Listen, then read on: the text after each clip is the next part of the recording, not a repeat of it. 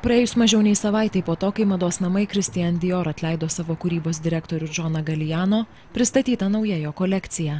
Ekstravagantiškasis dizaineris darbo neteko dėl internete pasirodžiusio vaizdo įrašo, kuriame įsakė antisemitinius komentarus ir išreiškė susižavėjimą Adolfu Hitleriu. Galliano 2011-2012 moterų rudens žiemos kolekciją planuota rodyti stilingame bare La Couple Paryžiuje. Tačiau vėliau po minėto incidento nuspręsta surengti paprastesnį pristatymą privačiame name. Galliano gresia teismas už įžeidimus ir rasistinės pastabas, kuriuos jis įsakė viešoje vietoje praėjusią savaitę ir spalio mėnesį.